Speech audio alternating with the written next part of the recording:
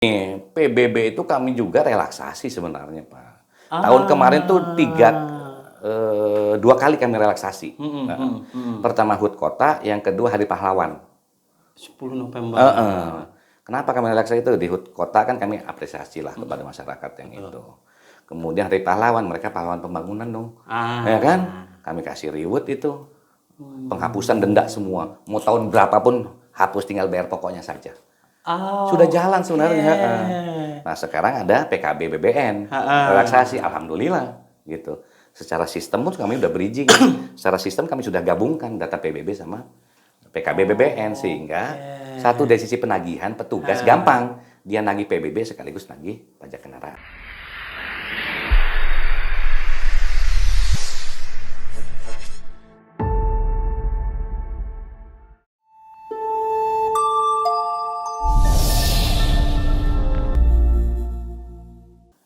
Assalamualaikum warahmatullahi wabarakatuh. Selamat datang kembali di Bagus Podcast.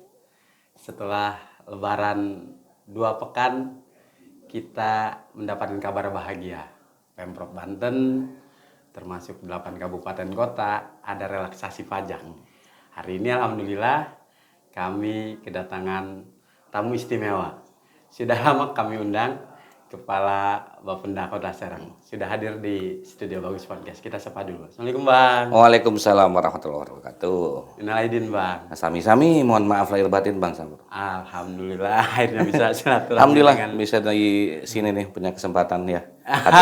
Hatur nuhun. Alhamdulillah setelah libur panjang Lebaran sudah langsung lari cepat ini. Langsung gas lagi. Langsung gas lagi. Iya.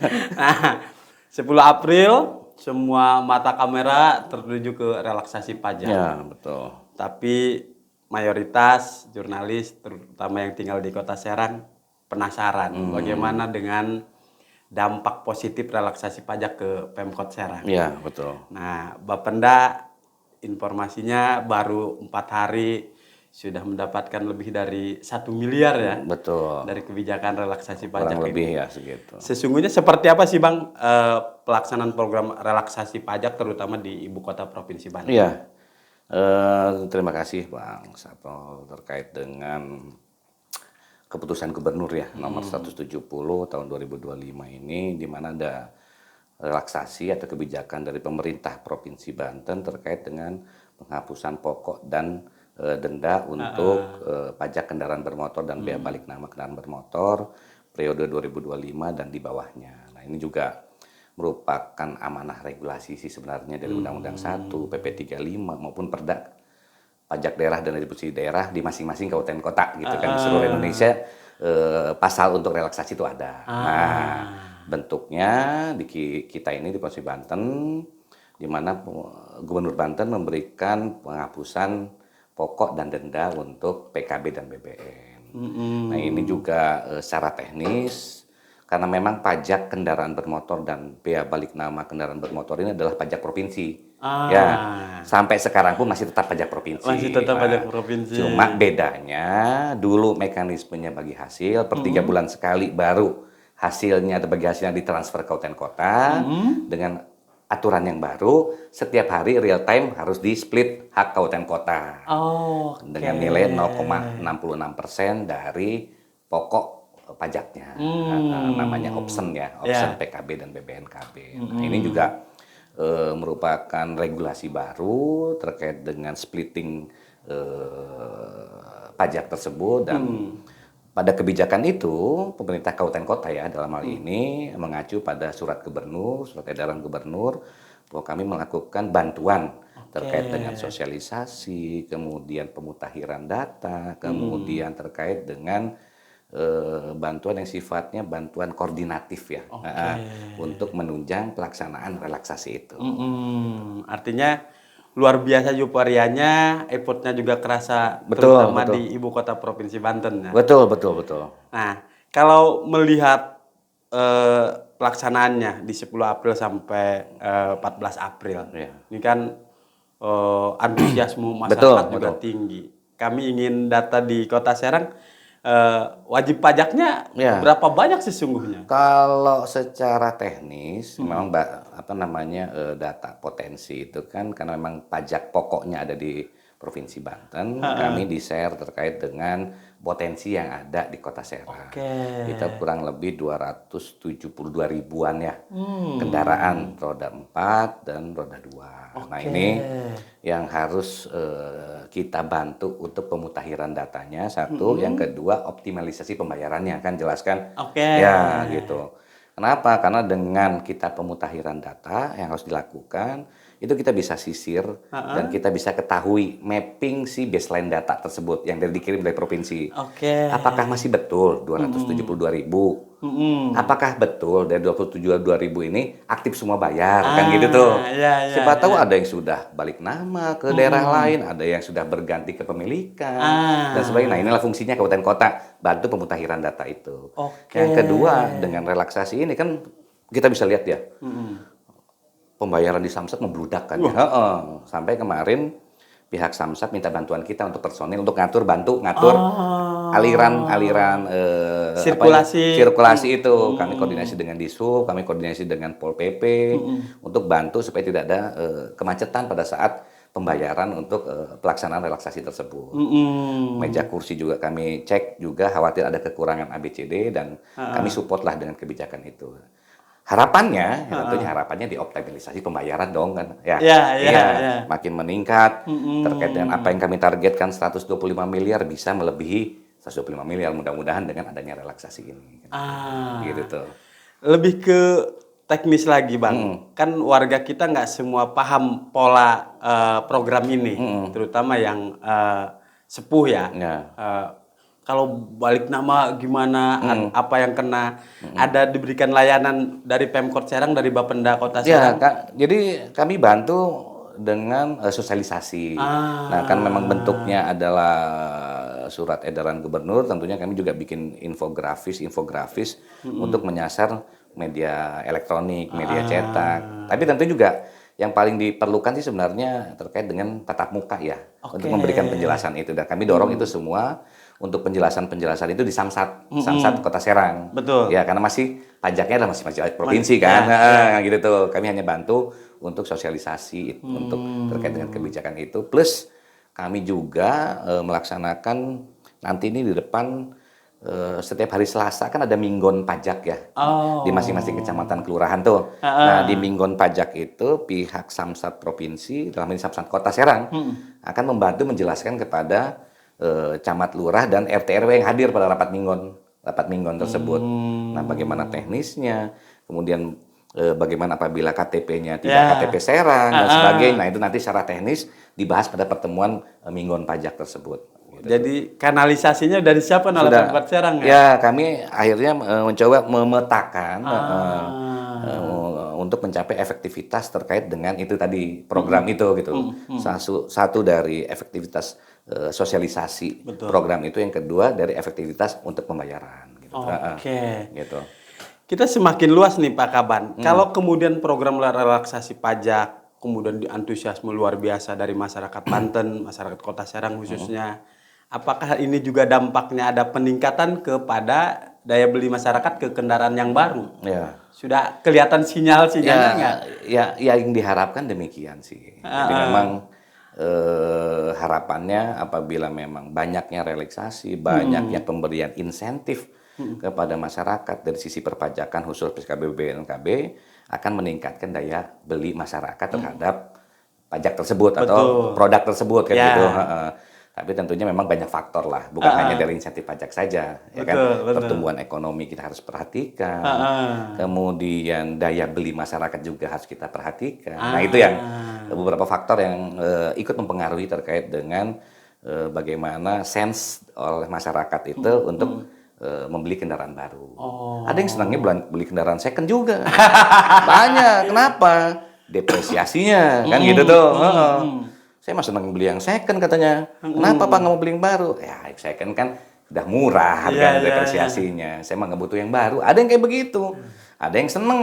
Memang lah setiap 3 tahun saya harus beli baru. Ada yang gitu. Kenapa? Males biaya pemeliharaan. Ada yang gitu kan. Jadi masing-masing ada persepsi masing-masing dari masing-masing person. Dan kita harapkan ya semua akhirnya terkait dengan pembayaran pajak dari baik baru maupun yang second tetap terbayarkan semua. Tetap terbayarkan. Gitu tuh. Biasanya jurnalis tuh yang ngincar yang second. Pak Kaban, tapi kan kita bisa tahu juga ada beberapa warga Kota Serang, warga Banten, dia punya kendaraannya lebih dari 2, lebih dari 3. Ya. Orang lagi diskusi nih soal relaksasi pajak ini, wah tetap aja nih yang diuntungkannya yang punya banyak kendaraan nih katanya. Masyarakat yang katakanlah kurang mampu, satu rumah biasa satu motor, Ya. atau yang kelas menengahnya satu mobil. Gimana Pak Kaban menyikapi diskusi-diskusi yang seperti itu di warung kopi? Ya memang ada regulasi terkait dengan pajak progresif ya. Ini yang dijelaskan nih Pak Kaban nih. Artinya mobil kedua kena pajaknya lebih dari mobil pertama. Dengan satu nama misalnya, dia mobil kedua itu kan juga untuk membatasi dari si satu orang itu punya lebih dari kendaraan, karena kan nanti cost-nya akan besar, akan tinggi. Kenapa? Berlaku pajak progresif. Tapi juga memang ini kendaraan ini kan lucu ya. Lucu. Kenapa? Ada yang sifatnya multifungsi gitu. Artinya ada di keluarga itu atau di masyarakat itu, oh untuk ke kantor saya biasa pakai city car. Tapi kalau untuk barang-barang keluarga saya pengennya mobil penumpang. Artinya saya harus punya 2 dong, ya kan? Ya mobil untuk ngantor, ya mobil untuk keluarga. Setelah itu dia punya anak 1. Anak 1 udah mulai gede, sekolah 17, dikasih hadiah mobil daripada naik motor katanya kan. Kehujanan, takut tingkat kecelakaan tinggi, dan dampak kecelakaan tinggi. Udah saya beliin mobil tuh buat si anak kan. Nah terus meningkat, nanti anak kedua juga udah mulai gitu, beliin lagi. Akhirnya numpuk. Satu orang misalnya, satu rumah misalnya 2 anaknya, berarti 4 nanti dia mobilnya kan ya. Betul. Bener. Nah itu tuh yang terkait dengan hal demikian. Nah tentunya ini juga kami dari pemerintah Kota Serang juga memberikan pemahaman terkait dengan satu fungsi dari itu kendaraan, yang kedua terkait dengan daya dukung juga. Daya dukung jalan itu kalau masing-masing orang punya 4 atau 5 mobil, ya jalannya segitu-gitu aja kan. Satu saat ibu kota provinsi, Kota Serang akan stuck penuh oleh kendaraan. Makanya harus dilarikan ke public transportation gitu tuh. Nah, ini yang PR kita ke depan yang harus kita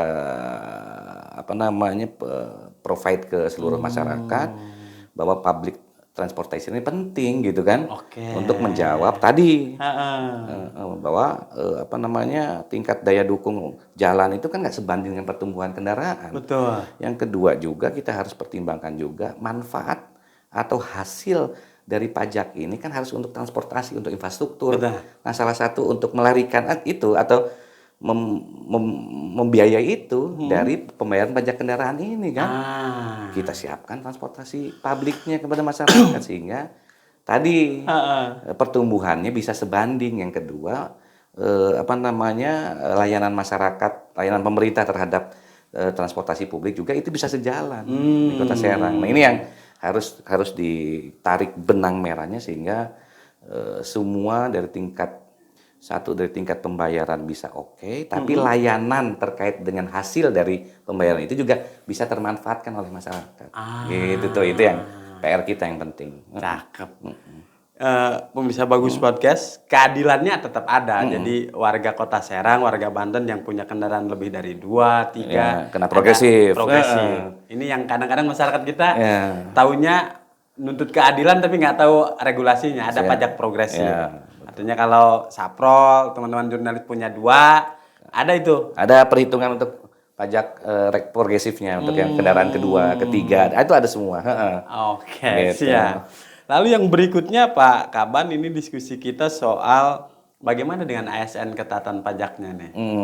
Ada informasi di Kota Serang. Jadi waktu Kota Serang itu saya pertama Bapenda itu, sebelum saya sasar orang lain, yang kita sasar dulu adalah ASN. Pertama saya terkait dengan pembayaran PBB. Pembayaran PBB itu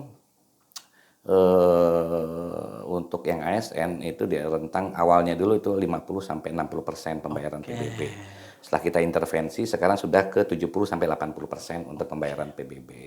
Yang kedua yang akan saya sasar adalah ini kendaraan operasional atau kendaraan dinas masing-masing OPD. Ya. Artinya kita sisir dulu itu. Ya. Kalau itu sudah lunas, sudah beres semua, baru kita operasi di jalan dong. Ya kan gitu. Betul. Artinya yang kita dahulukan, yang kita utamakan adalah yang ASN dulu nih. Ya. Dia harus kepatuhannya di atas 80%. Untuk kendaraan operasional, dinas pun harus di atas 80% untuk pembayaran pajaknya. Dengan begitu kita bisa beri contoh dong ke masyarakat, ya kan?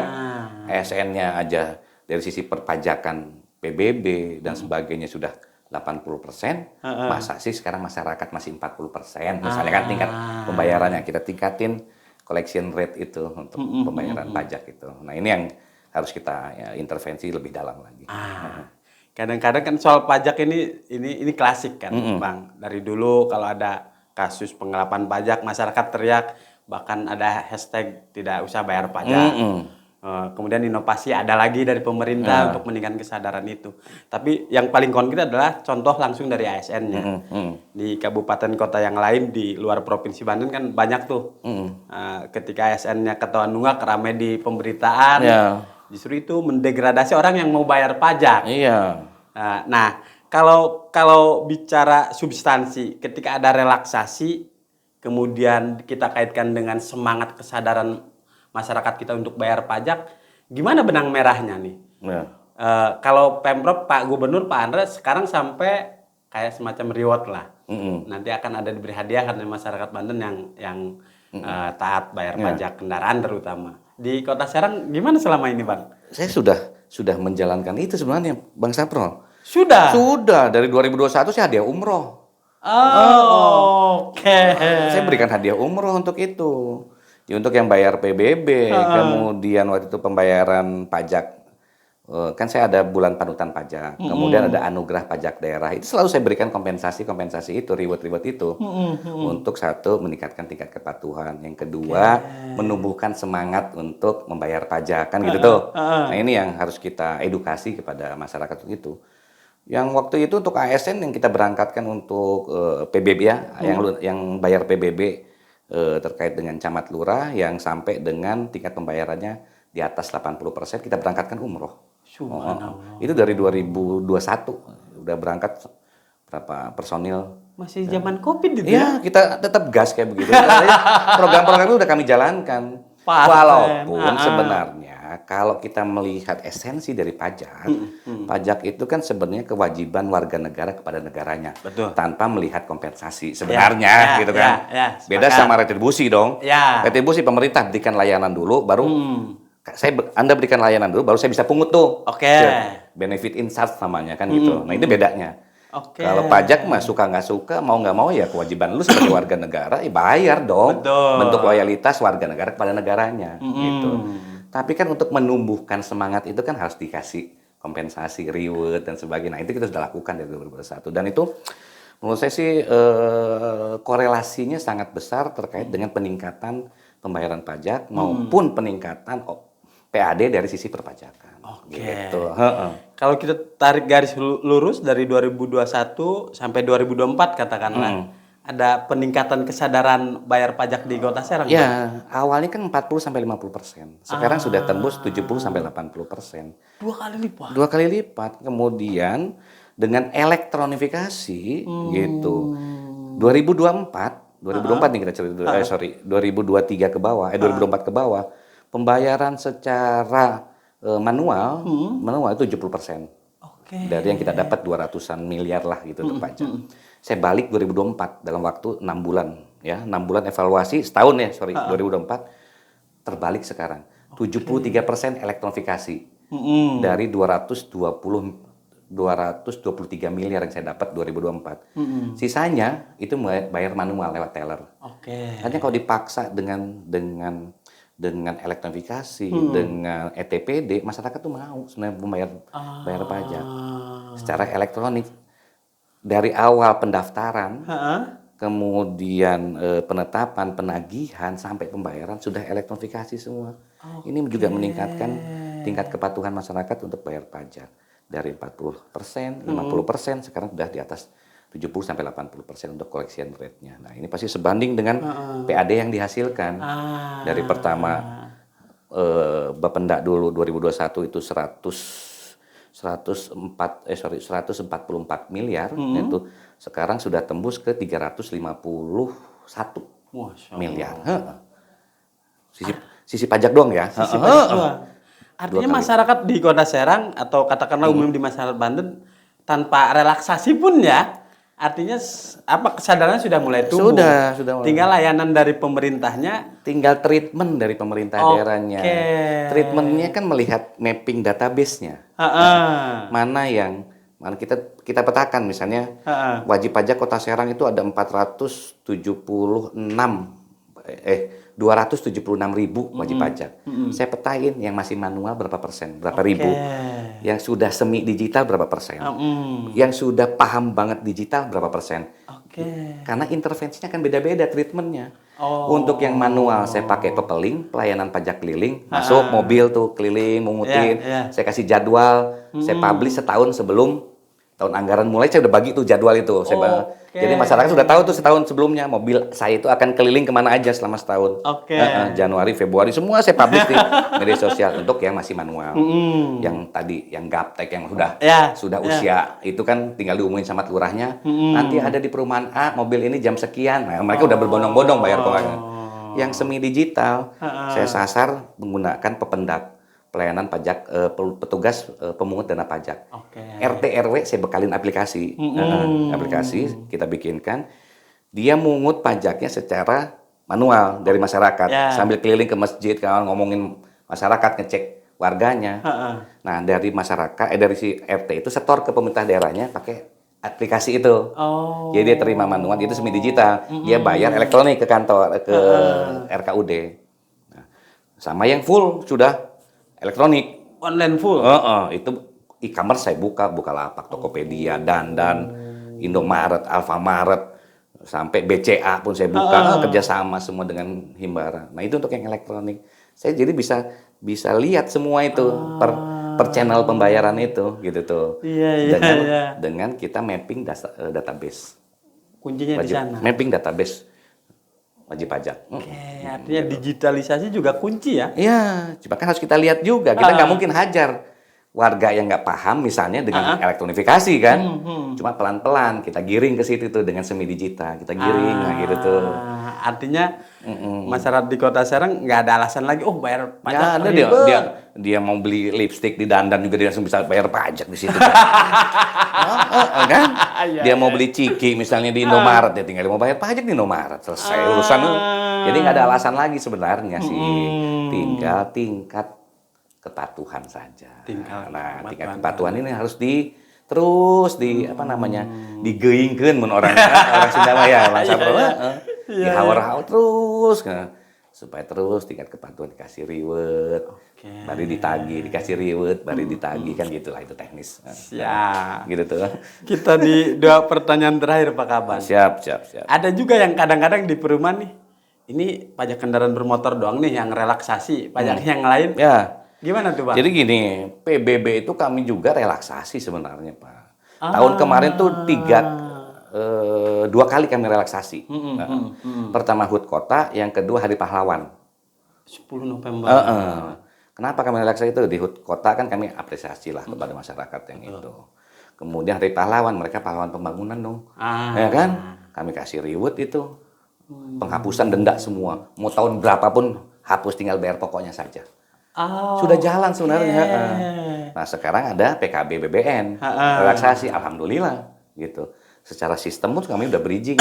Secara sistem kami sudah gabungkan data PBB sama PKB BBN sehingga satu dari sisi penagihan petugas gampang. Dia nagih PBB sekaligus nagih pajak kendaraan. Gak mungkin parkirnya di atas tanah kan si mobil pasti di bumi kan. Itu yang saya sasar gitu kan. Nah ini juga saya harapkan juga dari pertama bridging database, ini kita bisa pemutahiran data secara sistem cepat. Saya bisa sekaligus kemarin itu pada saat evaluasi PKB BBN, ini satu-satunya yang langsung dikasih database dalam waktu 2 hari, saya bisa langsung mapping 17.000 database baru dengan menggabungkan sistem PBB dengan PKB dan BBNKB. Kefilter pakai NIK sama nomor telepon. Saya kan pakai mandatory itu sehingga bisa langsung pemutakhiran data 17.000 kendaraan sekaligus dalam satu waktu. Oke. Nah, ini kan akan sulit kalau secara manual. Betul. Harus ada mandatorinya kan. Mandatory sistem saya kan di PBB menggunakan NIK sama nomor telepon. Jadi kelihatan tuh apakah ini sudah pindah si A, si B, nomor teleponnya bisa di blasting pakai handphone dan sebagainya. Nah, ini yang paten kali nih. Terutama buat jurnalis di Pemprov di Kota Serang yang tinggalnya di perumahan di Kota Serang. Ya, PBB udah jalan terus. Saya sih harapannya gini. Kalau kita memberikan apresiasi itu bukan hanya waktu-waktu tertentu. Apresiasi atau reward itu kepada yang rajin bayar tepat waktu, ya kan sebenarnya logikanya. Bukan yang nunggak. Nah kebetulan nih pada saat ini ada relaksasi, buru-buru, bukan gitu sebenarnya. Yang rajin bayar harus dikasih insentif sebenarnya. Makanya harusnya kami ke depan ya sedang kita rumuskan dari periode pembayaran kita kasih relaksasi. Misalnya kami bagi SPPT, misalnya di Maret. Nah periode yang bayar Maret sampai April itu diskonnya 10% relaksasi. Nanti yang April bayar di Juni sampai Juni itu 7,5%. Nanti yang Juni sampai akhir PBB itu 30 September itu 5% saja diskonnya. Kan lebih adil menurut saya sih ya daripada event-event tertentu sebenarnya sih. Nah ini akan kita gagas begitu sehingga kita bisa berikan apresiasi kepada yang patuh. Bukan kepada yang nunggak sebenarnya. Benar nggak Bang Sapro? Iya. Itu kan prinsip perpajakan gitu. Harus kita apresiasi yang patuh. Gitu. Ngapain kita apresiasi yang kasarnya ya? Kasarnya ya. Ke yang sering nunggak. Wah, mumpung. Saya udah nunggak nih 10 tahun nih. Mumpung ada pemutihan. Ya, saya bayarlah gitu kan. Sebenarnya kan nggak gitu konsep dasarnya ya. Benar nggak? Ya, ini yang coba kita bangun dan saya ke depan akan lakukan itu gitu tuh. Pikiran Sapro ketebak sama Bang. Jadi kalau mau bayar nunggu program pemerintah kan? Iya kan sebenarnya kan bukan itu. Oke, siap. Ini Pamungkas nih sesuai nama Pak Kaban kita, Bang Ari Pamungkas. Ini kan Kota Serang juga wali kota dan wakil wali kotanya baru dilantik kemarin, baru berjalan 2 bulan. Target pendapatan kan sudah diketok palu duluan. Dengan relaksasi pajak gimana laporannya Bang Hari dengan Pak Wali Kota dengan Pak Wakil Wali Kota? Karena memang sistem dashboard monitor untuk PKB BBN kan standby ya di meja saya itu. Jadi saya bisa tahu real time masukan dari PKB dan BBN untuk option ya. Nah, kalau saya perhatikan datanya gitu kan kita sudah masuk kurang lebih dari mulai tanggal berapa 10 ya. 10 sampai kemarin saya monitor itu sudah di angka ada kenaikan kurang lebih 1, sekian miliar itu untuk waktu sekian hari dan kalau kita lihat ya database provinsi sebenarnya ya. Kalau saya lihat itu kenaikan signifikan itu untuk PKB BBN itu pada saat ulang tahun biasanya ulang tahun provinsi di Oktober tuh. Kenaikannya bisa sampai 30 sampai 40% pembayaran. Nah, mudah-mudahan dengan relaksasi ini kenaikan pembayaran itu bisa periode April sampai dengan Juni kan tanggal 30 itu bisa 30% setiap tahunnya. Sehingga dari target yang kami targetkan 125 miliar ya bisa meningkat kurang lebih sebesar itulah gitu kan. Artinya pelaporannya juga sangat mudah. Real time. Pak Wali bisa langsung. Bisa langsung gitu. Karena kan sistemnya kan sudah langsung terkoneksi ke dashboard monitor kami dan kami juga sambungkan ke dashboard monitor beliau lah. Jadi real time-nya udah ketahuan. Jadi tidak perlu rapat. Nah, bisa kelihatan di handphone juga bisa diakses. Sudah bisa diakses langsung. Mantap. Sekarang sebenarnya banyak yang ingin Saprol tanyakan tapi Pak Kaban juga banyak siap sami-sami lanjutkan. Hatur nuhun Pak Kaban. Sami-sami Bang Sudah mampir, sukses jaga kesehatan. Hatur nuhun pisan. Makasih. Alhamdulillah sobat bagus, itu tadi kita dapat informasi yang luar biasa dari Kepala Bapenda Kota Serang bahwa prinsipnya soal pajak balik lagi ke masyarakat.